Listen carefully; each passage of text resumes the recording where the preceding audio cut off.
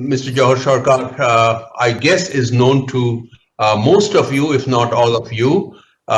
He certainly has been a friend of the Jagdish Bose Trust and of Acharya Bhavan. We have interacted with him for many, many years, and he's been extremely helpful and cooperative with us. Mr. Sircar, joined the Indian Administrative Service in 1975. He served in various capacities in various ministries. Eventually, he became a secretary to the government of India, provided leadership to the Ministry of Culture for a long time, and he last served as the chief executive officer of Prasar Bharati. He's also provided leadership to various stellar institutions such as the Indian Museum, the Victoria Memorial Museum, the National Museum, the National Library, National School of Drama, India International Film Festival. What more can I say? And many others that I may not even be aware of. Mr. Sircar is a critical thinker, a prolific writer, and a versatile speaker. I'm pretty sure that we'll get a taste of that today. He's written several books and book chapters. His book, and I tell you the title of the book, The Construction of Hindu Identity in Medieval Western Bengal, The Role of Popular Cults, is a testimony to his deep understanding of Indian culture, history, and anthropology. And I say this with confidence since I've actually read the book which Mr. Sircar had presented to me some years ago. Mr. Sircar has been, like I said, has been associated with this trust and has helped and encouraged the trust to move forward. We are extremely grateful that he can be with us today, and we look forward to his lecture. Mr. Sircar. Sir, thank you very much. The introduction was a little embarrassing, but since all of you must be wondering what on earth I'm doing here, I can assure you that when I walked out of science in 1966, I made an oath never to revisit the slicing up of frogs or cockroaches, and that was the end of it. I decided to go in for something more useful, in my opinion. But there, all my life, science never left me. I was associated, I had to become Secretary of Science and Technology, Education. I keep noticing. And I was also chairman of JBNSTS, have been in charge of the science cities and science museums all over India in the capacity of Secretary Culture. So in other words, the ghost of science is on my back. There's no way I can get out of it. This invitation was very interesting and the subject or the coverage more interesting. You see, all the three persons, at least two of the three, have fascinated me and many others for a long, long time. Sister Nivedita and Acharya J.C. Bose. Lady Abula Bose is also quite well known, and since I worked, one of my first postings was at SDO Barrackpur. I used to go to the industrial cooperative she had set up called Uday Villa. It was still alive. I don't know how it is working now in Belgorod. Now, I would start by drawing this triangular relationship with certain specifics. Let us try to pin down the ages of the three personalities. Bose was born in 1858. Abula Das was born in 1865, 7 years younger than her. And Nivedita was born in 1867, which makes her 2 years younger than Abula Bose and 9 years younger than J.C. Bose. Yet, as you are all aware, she had this maternal affection for J.C. Bose that was clear all through. And this has been the stuff of lore, how she used to treat him like as if she was a younger brother or child.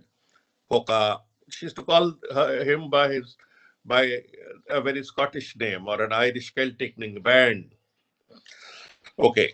Now, having established the starting point, if we go to the ending points, you will see that while Bose lived for 78 years and died in 1937, Abdullah Bose went on for 86, a good, sprightly 86, working all her life. And Nivedita, on the other hand, the youngest among them, died the earliest. She died at just 44 in 1911. The simple point that we can deduce is how many years did they spend together? Now, Nivedita arrived in Kolkata on the 28th of January, 1898. And from 1898 till her death in 1911, it would just be 13 years. And in between, she had some trips. So 13 odd years, they were known to each other, they were together. And when did they meet?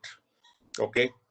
Here we refer to a letter of April 1903 that Sister Nivedita had written to Rabindranath Tagore, where she says that she met J.C. Bose and Abdullah Bose in 1898 winter. So, I mean, it's like within a few months of her coming, she came to know them. She came to know them. Now, the three stars we have with us represent two important approaches to the socio-religious framework of Bengal and India in the last decades of the 19th century. The period of the Enlightenment, extreme argument. Now, both J.C. Bose and Lady Abdullah, she was not lady, so I'll not refer to her as lady because for the period that Sister Nivedita lived, she was still Mrs. Abdullah Bose, and she would become a knight's wife later. So during this period, I mean, between these three dramatic personnel, we have two separate ways of looking at life. One was Brahmoism that abhorred idolatry, that condemned the excesses and certain malpractices of Hinduism, that believed in a church-like, dignified, cathedral-type worship. Whereas on the other hand, Nivedita, being the disciple of Vivekananda, believed in Hinduism as it existed, with all the noise and sound and fury.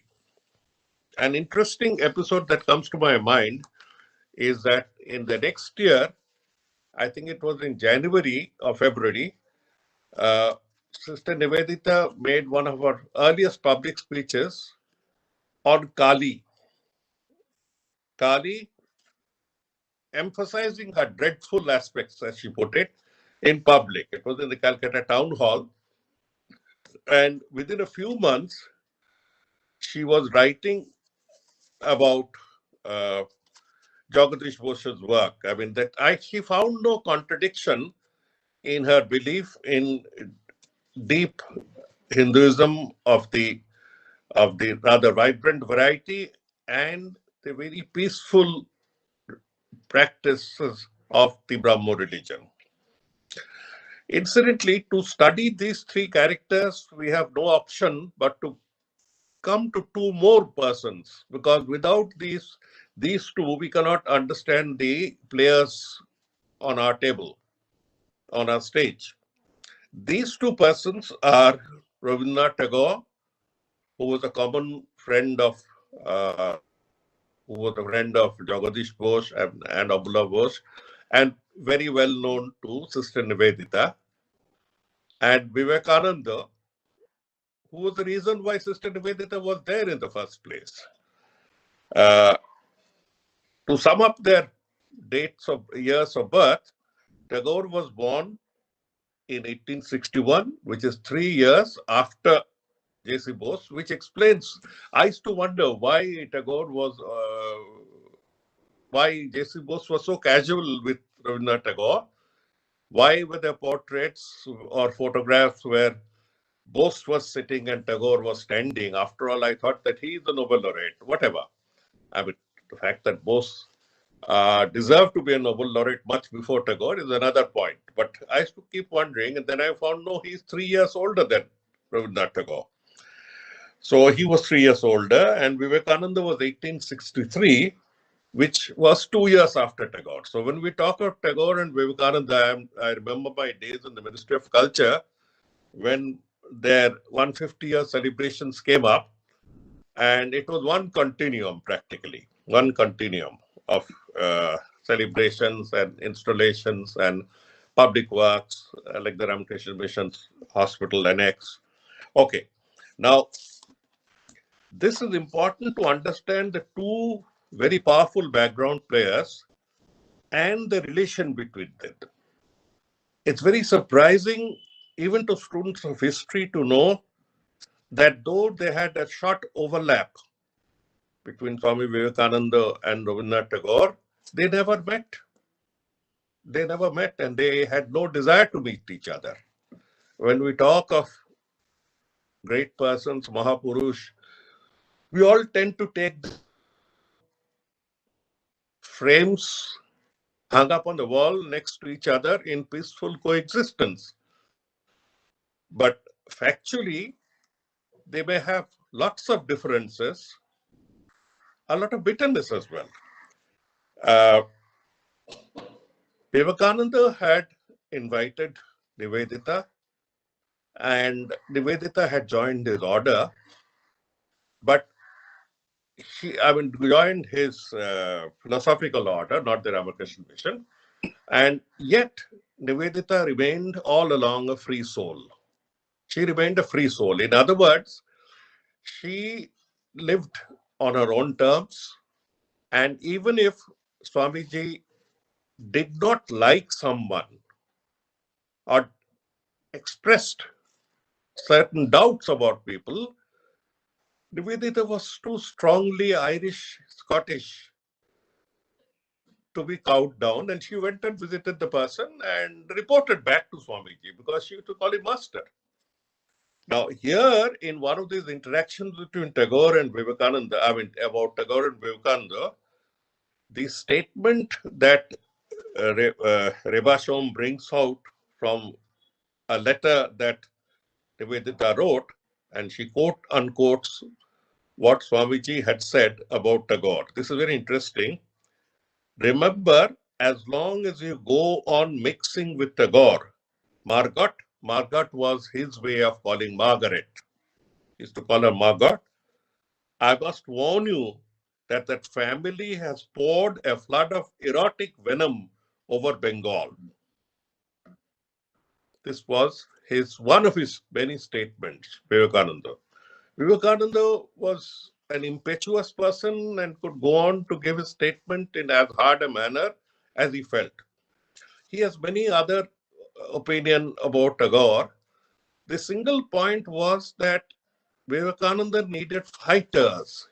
He needed men with strength and conviction.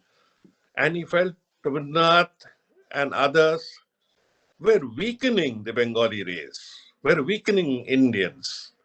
They were softening them. They couldn't be in a position going for struggle.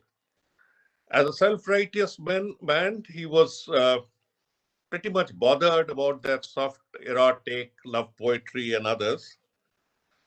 Nevertheless, Sister Nivedita went with J.C. Bose, a very strong friend, senior friend, as we found out, of Rabindranath Tagore, to visit Rabindranath Tagore in Bodh Gaya. That was the way they went in 1904 to visit Bodh Gaya. And she wrote back to Swamiji that I'm having a very good time, that I find the Tagore to be fascinating. Yet the fact that she kept on arguing with Tagore does not come out in her letters, but Tagore expresses his opinion, candid opinion, to others, saying that while he admired this foreign lady's complete identification with India, Indians, Hinduism, he never, of course, publicly raised any doubt as to why she chose the old brand of Hinduism instead of taking the more westernized versions of Brahmoism. He never came to that point. But he commended her on her total identification, her patriotism for India, as she put it, her sincerity, her tremendous energy. Rabindranath commended all that. But Rabindranath felt that she was acerbic. She was impulsive. She was too strong, too reckless. And somehow he felt that she did not like Tagore's philosophy or Tagore per se. She put it specifically, I don't think she likes me, whatever. And he used to balk at her aggressive nature. Incidentally, the same Tagore persuaded her to join his household and teach English to the daughters, but Nivedita said no, she got out of this relation. How these relationships act is very interesting. The visit to Bodh Gaya that I mentioned to you, on the return train, when Nivedita went to see off Jagadish Bose and Abula Bose, they were not allowed entry into the first class compartment by certain white people. Just rudely said no. It was then that Nivedita got up, literally shouted at them, told them law, pulled the bosses in, made them sit and go. And she could do it because she was white herself.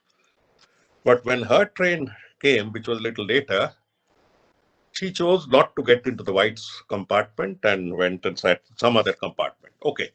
Now, uh, coming to Abola Bose and their relation, we have to start with the fact that Nivedita came into the Bose household through Abola.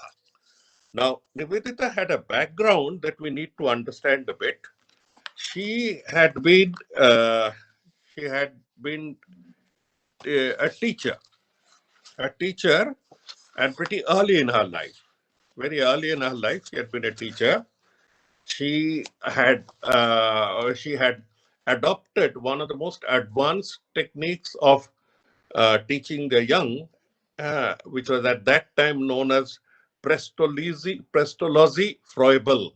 Prestology was a Swiss, and Froebel was a German who had invented a new technique of school and primary preschool education, where they insisted that children should learn through playing, not through formal instruction of any type.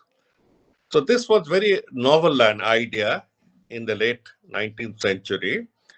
And Margaret Nobel, that is Sister Nivedita's original, Margaret Nobel was very impressed, and she took this up and used these techniques in a school where she was working. By 24, at the age of 24, she had set up her own school in London at Kingsley Gate. She was involved in the school education and children's education and so many other aspects of welfareism, which is the reason why she got very friendly with Abula Bose right from the beginning. And in the early few meetings, she was basically Abula Bose's friend who had come to the Bose household. Now, that I must tell you a couple of things about, since we mentioned about Tagore getting a little worried about Nivedita's hard attitude. Nivedita also studied art during this period from one Miss Cook. I'm talking about days in Britain. She studied, and this Miss Cook was the one who took her to the first Swami Vivekananda to meet Swami Vivekananda for the first time in 1895. It is this Miss Cook's education on art that would come in very handily for the illustrations in the books of J.C. Bose. I'll come to that little later. So a little later, in January 1898, as I told you, she landed in Kolkata, and by March 1898, she was declared a Brahmacharini by Swami Vivekananda. Now, the Ramakrishna Mission had also been formed that year, just a few months before and after. And the mission, the sadhus who joined the mission were not very sure as to what exactly was this form of a mission. Mott had been there in India, but this mission with a hyper energetic person like Narendra Vivekananda, they were not very sure. And while they were floundering, came the plague in Kolkata. And in the plague, within the second or third day, Nivedita left her school at Bagh Bazaar, took some people with her, took a broom, took buckets, and started cleaning up the garbage. Because as a European, she knew that plague thrived on garbage. The fact that tackling garbage on the streets was most unclean and that one would lose one's caste and other things, she knew. She had known enough of India, but she couldn't care. And she went on cleaning the locality. It is then that she summoned the young monks of Ramakrishna Mission to come and help her. Some of them objected. Said that we have forsaken of the world to be on terms with God. She said, nonsense. You are here to serve humanity. To serve humanity, the motto that would drive the Ramakrishna Mission and make it what it is today was partly a stimulation received from this impetuous lady. I mean, there's just one tale I have to tell you. Having said that, we know for certain that that Avada Bose and J.C. Bose took Nivedita practically into the family. They were very familiar. That there was a time when J.C. Bose would walk to the Bagbaja school every day, that there would be discussions. Nivedita would go very frequently. They would go out for their tours and visits, not only in India, but abroad jointly. Now, here was a single lady who had to have some familial ties, and Bose's family was the only family, was perhaps the main family. So, uh, so having said that, the Bose family took her in, and almost all the visits and tours that they made, travels that they made within India, Mrs. Bose was a prolific traveler. Jagadish Bose also went, but Mrs. Bose could hardly be resting in one place beyond a point of time. And Nivedita had extra batteries of energy. So they went, and in fact, it was during one of the visits that she died. But having said that, we know for certain that Jagadish Bose was financially helped by Sister Nivedita. Uh, those pieces of evidence are rock solid. We know the letters through which Sister Nivedita appealed for assistance.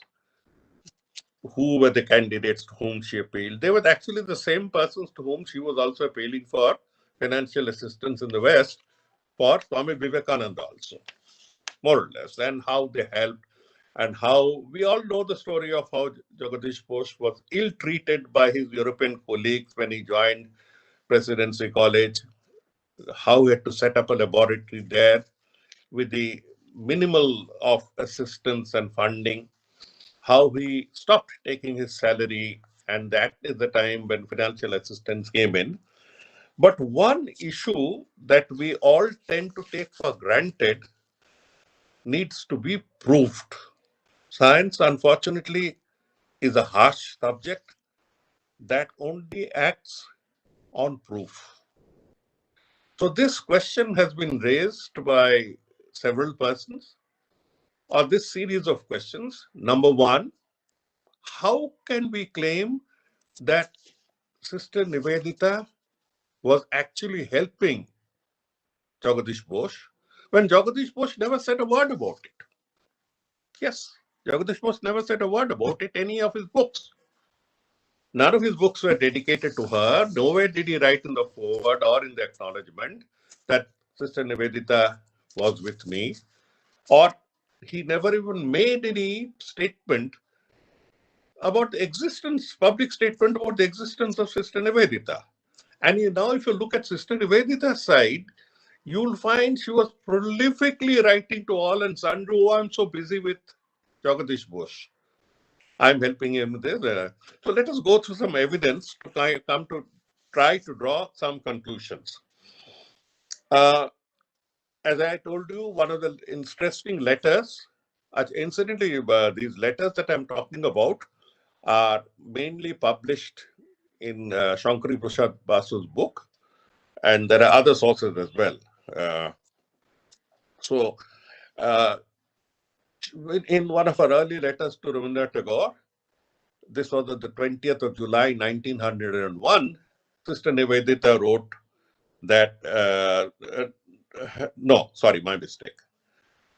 In this letter of 20th July, 1901, Bose informed Tagore of a very interesting development. She says that I have found an English assistant. She came as a novice, so we know it's English, that it was a she, came in as a novice, but now she has a glowing face with interest. This is all that he mentioned. No names, nothing. Now, Bose, the families, or rather, Nivedita came to know the Boses from late 1898, and 1899 was the time when they were out for a considerable period. And 99, she had started helping, whatever her version of helping Bose. And in 2 years after that, Bose says that I have found a new English assistant. This is one indicative letter. Earlier, in an earlier letter, he had, of course, mentioned to God that I have been inspired by this lady. This is practically the only evidence we find until her death. We find many other letters between Tagore and Bose, but we don't find any mention. I'll come to that later. In April 1904, we find a letter from Jagadish Bose to Mrs. Bull. Mrs. Bull was a common friend, where he says that I'm finding extreme difficulty in getting my illustrations done, as I can't get anyone to do this skilled craft. I have to go down and do it slowly myself. There is no follow-up letter on this where he mentions that he has found that Nivedita possesses considerable artistic skill to complete this illustration. So we have this very half-hearted, half-sketching things. Neither did J.C. Bose mention, nor do his biographers mention. Now, I haven't seen this book by Bosu Beggan Mondir, which had actually come out in Bangla in 1863 and then in English in 2008. Rai, Bhattacharya, Mitra and others. I have not seen it. I wish I could come over. But I believe this is the most authentic, authoritative biography of Acharya Jagadish Bose. This also does not mention the link, or doesn't mention it so emphatically, the link with Sister Nivedita. If so, I think we need to go in for an appendix to it. The other book, famous book on Acharya Jagadish Bose, A Scientist and a Dreamer, is the one edited by Bhattacharjee and Engineer in 1996. This also does not make any mention. So neither does Bose make any mention, nor do his biographers make any mention. So how on earth do we come to the conclusion that Nivedita was being actively helping him? We need more proof. So when we come to proof, we come to two more biographers, S. Dasgupta, Jagadish Chandra Bose, and the Indian response to Western science. He does mention in 2 pages, 76 and 162, that Sister Nivedita was of some assistance. Now listen, of some assistance and the type of assistance that we believe he offered in historical terms to being one of the greatest supporters, one of the pillars of Jagadish Bose's strength are not the same thing. So in Dasgupta's book, we don't get that feeling. Sister Devamata wrote a book called My Days in an Indian Monastery, which was published first in 1927 and then in 1970, reprinted by the Ramakrishna Mission Chennai in 1975. There she mentioned, again without empirical evidence, she mentioned quite briefly that Nivedita assisted Bose, but did not get into any details. So here is the plodding student of history who's trying to find solid evidence to base the suppositions and the folklore about Nivedita and Bose being almost partners. Now, let us look at Nivedita's side. From Nivedita, she has been mentioning continuously, practically after her coming, but she is also not very clear into what capacity she helping him. She's not a scientist. She did not go to college. She had gone through a lot of schools, but she had never even studied college. She didn't have a graduation, and I think, and she had an uncanny mind for both uh, scientific facts. Yes, she knew physics, she knew biology enough to more than maybe many of us.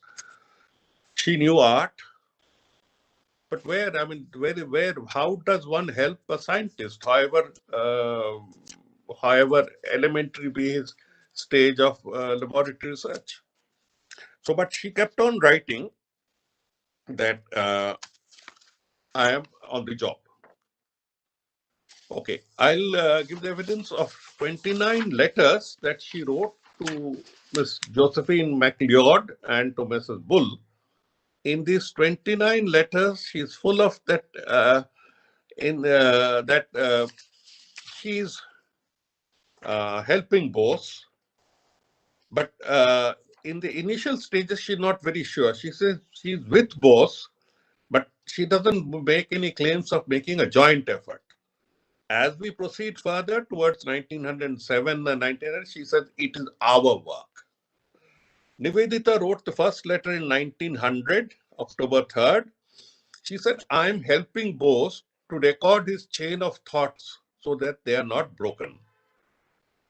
Then, a year later, she is writing that we are almost coming close to verifying the Vedantic doctrine of the unity of the universe. Obviously, she was referring to life in plants, which was the major electrical impulse in plant, the major area of work that Bose had picked up. And she was profuse in her letters about whatever she understood about it. On 17th December 1903, she expressed that Bose is now going to come up with a new book. In other words, she was updated about what Bose was doing. She said we are completing a paper. Now this is where historians get into problems. Who's this we? Because there's no other reciprocity from the other part of we, that is Bose never mentioned. Jagadish Bose never mentioned. In describing Bose in 1904, that is, they have already known each other for about 6 years, Nivedita was very strong, very taken up by people who had a very radiant personality. Tagore attracted her, Okakura attracted her, I mean, attracted means she liked such people. She was a brahmacharini. She had given up the world. And here she says that being near Bose was an appalling white heat of thought. The man was always bubbling with thought. Bose's placid expression would not give you this impression.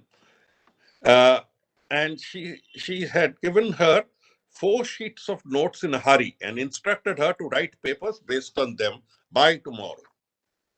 This was the letter from 10th February 1904. So we can see, I mean, a person can't be deluding herself so much and can't be lying so much.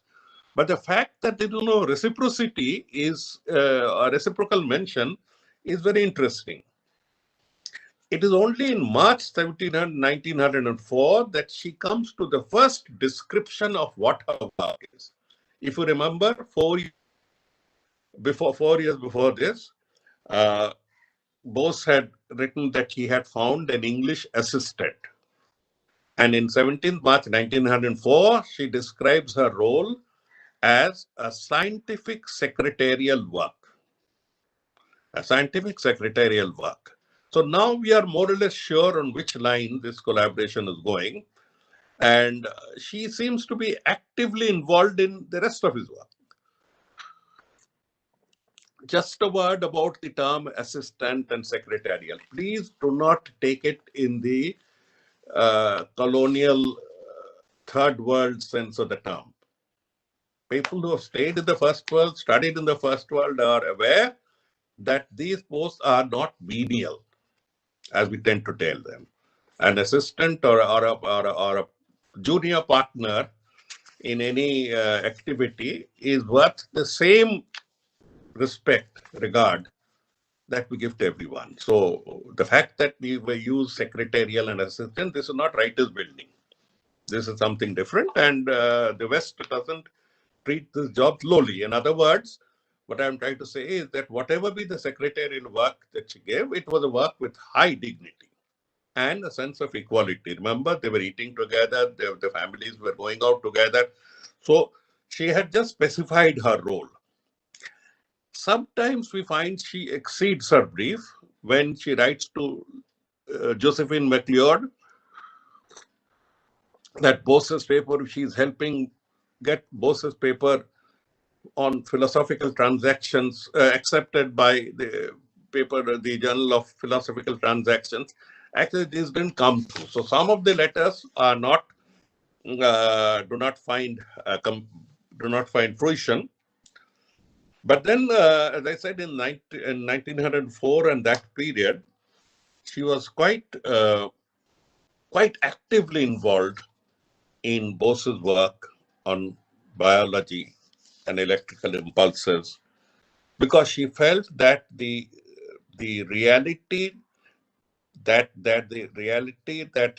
Vedanta, Upanishadic Vedantic thought had mentioned was being really confirmed for the first time in the world of science, when non-human, non-animal creatures were behaving in an animate way. I mean, that itself. But then, you can make out from this active narration, partly gossipy, that Bose would also require to be on his own. On 2nd May 1906, she writes to Mrs. Bull, Bose has exiled me so that he can do some very serious work. I find it a little amusing, but then that is it. Then why did Bose not mention? Nivedita never mentioned the fact that she was never finding any mention in any of his work. She had, on the other hand, justified its thing by saying that, look, Bose is anyway under criticism for non-citation of references, non-citations of previous authors. He doesn't want to complicate the mess by tagging in another person who's not of scientific. I mean, she didn't put it so specifically, but it's clear from her drift. Hello.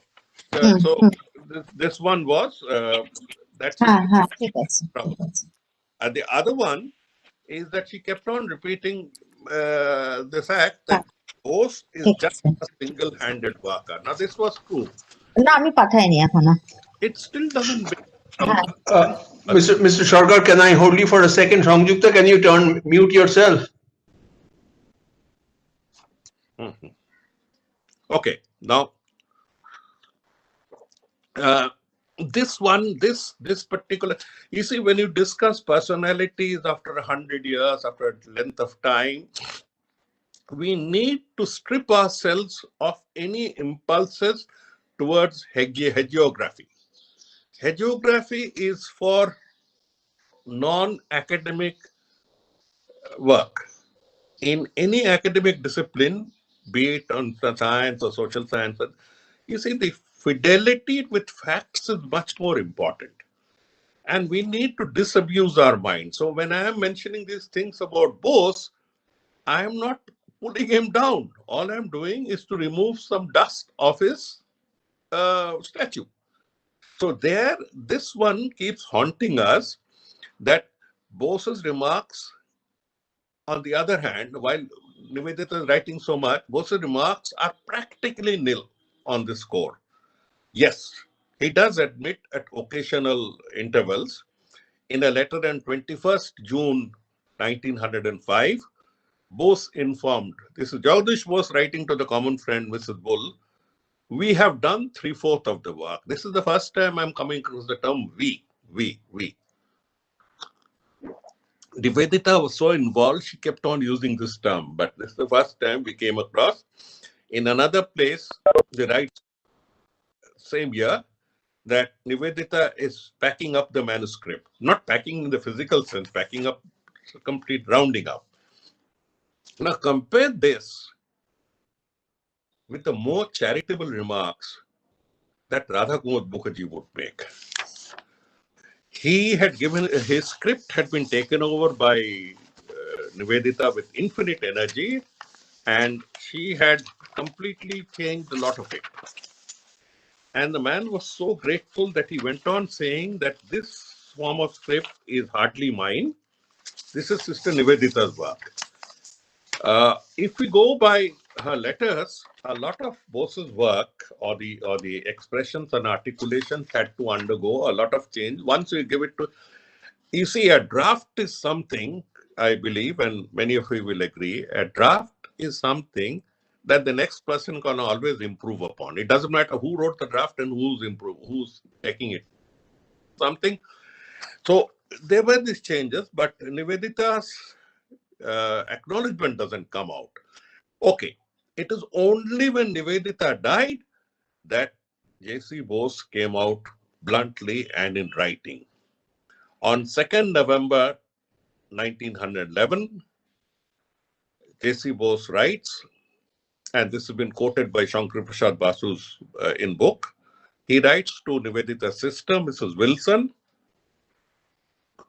unquote. And then the book which she was helping me write is staring in my face. I have not at the present the strength to do anything with it. So now you're admitting that this lady was helping you all through, whatever be the form of help, scientific, non-scientific, illustration. When you talk of illustrations, there were literally thousands of illustrations that actually went in. Now, even when you look at Rabindranath, who had a reasonably close knowledge about how Nivedita and Bose function, Rabindranath or his biographers, none of them mention. So at one point of time, if I were ruthlessly empirical, I would say there is no substantive proof. But that is not possible, that it is all folklore. No, it's not possible. We need to find out the grains of truth that militate against the larger degree of the sound of silence, the silence on the other side.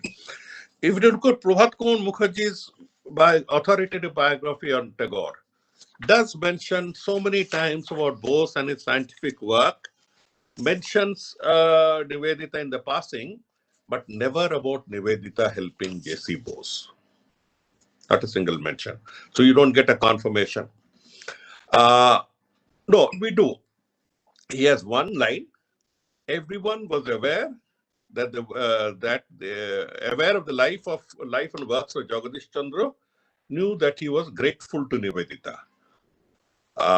So at contemporary level, they knew that he was grateful, but it did not come out in writing. That's the problem point. And the problem with studying this evidence in later terms is that we need written evidence or circumstantial evidence. This comes in as a circumstantial evidence. In Prashanta Kumar Pal's book, Robi Jivoni, the same issue. Nivedita's work is consigned to one single sentence, that Nivedita started to help Bose in writing his scientific articles. That's all. So we do get the evidence of involvement, but we do not get that sense that we have inherited, that as if Bose's works would never have come out had it not been for Sister Nivedita. No, I don't think that is fully correct. Mrs. Bull, on the other hand, in her correspondence, uses a third term. She calls Nivedita as the secretary of Bose. So again, we come to the same thing. And as we have explained, the word secretary, assistant, scientific secretary, they actually mean nothing. They were publishing works separately as well. In the same period when Nivedita came up with the Cradle Tales of Hindustan, a very important book, a very interesting book, Cradle Tales of Hindustan, which gives you an insight into how much she knew about India. Bose was publishing Comparative Electrophysiology. They were doing their parallel publications as well. The myth, if I may put it, or the bit of exaggeration, was brought in by Lizel Raymond. Lizel Raymond was her first major foreign biographer of Sister Nivedita, and she starts commenting on the how much Nivedita was into Bose's life, scientific life. She gives a lot of evidence in a lot of pages. Now, this is been carried on in the very recent past by Pravarajika Mukti Prana. Now, I know the lady. Pravarajika Mukti Prana has been writing, and Atma Prana, they have been writing books in connection with Nivedita's birth and anniversary celebrations. And in one of them, the whole lot of evidence is packed into one. The gaps are filled in, and it's made to be a concrete sort of a pillar of evidence that without Nivedita, Bose would not be able to write. I mean, this is the sum and substance. Here, I think we are exceeding the amount of evidence available to us, and I won't go through all of it. We must remember that after Swamiji's death, there were certain circumstances. Nivedita was actively involved in helping the terrorists. She was one of the open supporters of terrorism in Bengal, whereas Indians were more circumspect. They were supposed to be secret societies, and Indians would not come out openly. The Ramakrishna Mission claims, or I claim, the Ramakrishna Mission had its issues, as it was completely non-political and was in its cradle practically, in infantile stages. It didn't want to get into trouble with the police. So the Ramakrishna Mission kept more than an arm's length from Sister Nivedita. So one way Swamiji was dead, the Ramakrishna Mission told her to keep her distance, and here she was then involved in terrorist activities. She had this lot of energy which she diverted in different directions. She put off in different directions. This is the time when she took on the support of art and artwork. And I must interrupt here and tell you that when we talk of Ajanta art and its impact, we should not be too theoretical. Ajanta was discovered in 1819, but Ajanta's discovery notwithstanding, there were no external recordings. That means you and I sitting in Kolkata would not know anything about what exactly Ajanta consisted because we had no visuals. There was no visual evidence. Surprisingly, the first lot of visual evidence was made in the 1840s by Ferguson. Now, Ferguson's line drawings were all on the architecture. You know, Ajanta has the beauty of chaitas and chaitas and other forms of Buddhist architecture. Ferguson found that so fascinating that he did not concentrate on the frescoes, statuaries, and art, the real art form. We don't get anything. Then two attempts were made in the late part of the 19th century, and surprisingly, whoever made copies and sent them abroad for exhibition in England, almost all of them got burned mysteriously.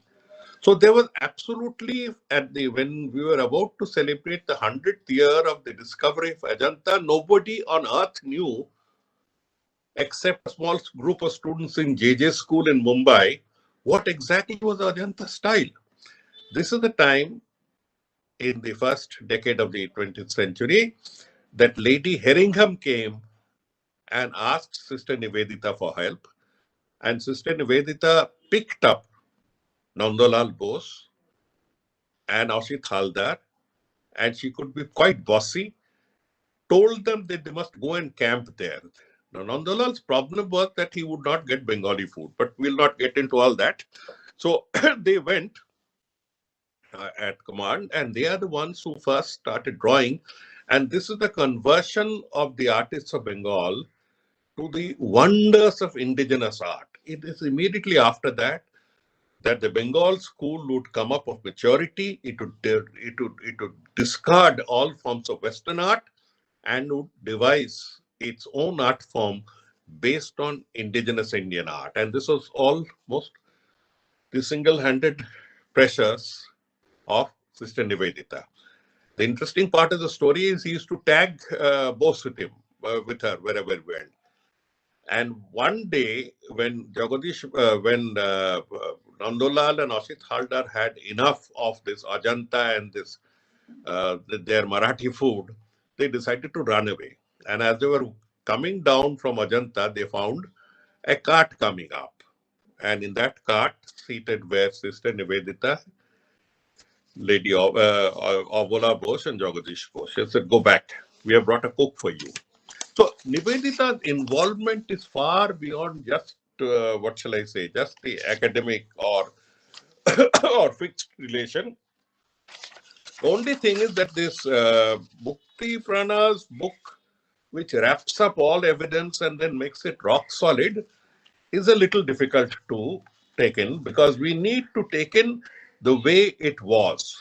The way it was that her involvement with Bose's scientific work per se became intense during the stage he was working on plant response as a physiological investigation. That was the time she was involved not only because she also felt that plants had life in them, but she was looking at it from the Vedantic point of view. And Vedanta is one intersection at which structural Hinduism and Brahmoism meet.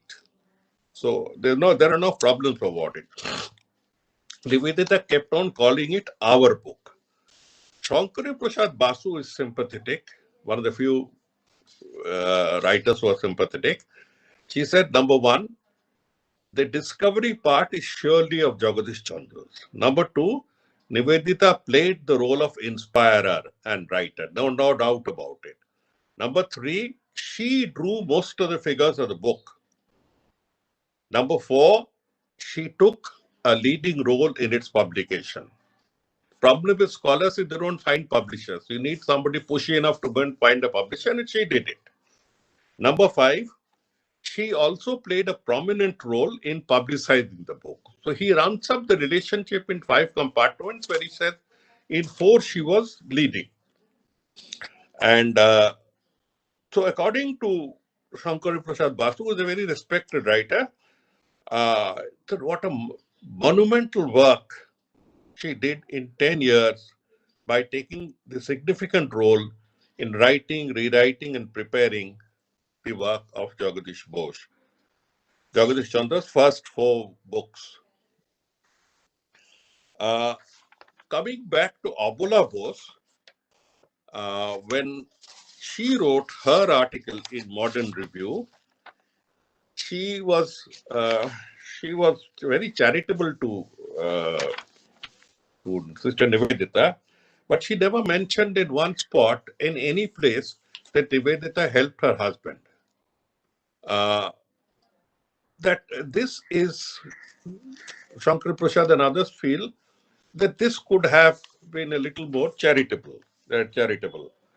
At no point did she mention in her Modern Review article. It is only when she died that, and Jagadish Bose comes up with what we call his admission that the tradition of believing, the tradition of accepting Nivedita as a non-scientific collaborator of Jagadish Bose has been established.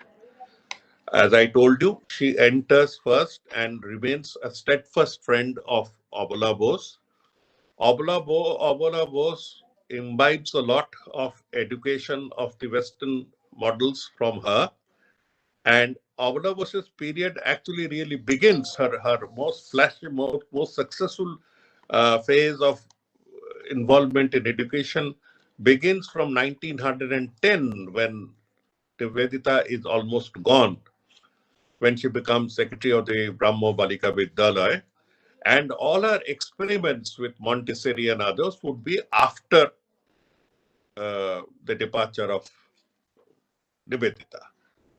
But she had been all around from the beginning till the end, around with Nivedita and Jagadish Bose. Rare is a woman of her caliber, her merit, who gave up medicine, the profession of medicine, to be with her husband, and was often overshadowed. But then she set up so many schools. I had counted 88. Now, Parundi told me it is more than that. Schools, not only primary schools, but also she set up at least 15 or 20 adult education centers, widow rehabilitation centers, art and crafts centers. So Abola Bose gets in the shade, but her contribution is as high. But wrapping up this discussion, I would say that here was a family that gave emotional support to a completely foreign lady who was in search for an identity and a cause. And here was a lady who gave her heart and soul to India and excelled in whatever she took up. Excelled because she was extremely sincere. She may be a little over-expressive at times. She may be emphatic at times and intolerant at times, but these were all expressions of her utter sincerity. She was there. She was operating in the background of 2 titans, Rabindranath Tagore and Vivekananda, not seeing each other face to face. She was a bridge in many senses of the term. And where our topic is concerned, we have enough evidence to prove that she was intensely involved in the work of Jagadish Bose and helped her not only financially, about which we know, but also in every other form of assisting her. I only hope that at some stage, this amount of evidence is sharpened, is referenced. I can give enough materials if you want, and referenced and is added to the authoritative volume of on Jagadish Bose, at least by Bosu Vigyan Mandir. Thank you very much. Namaskar.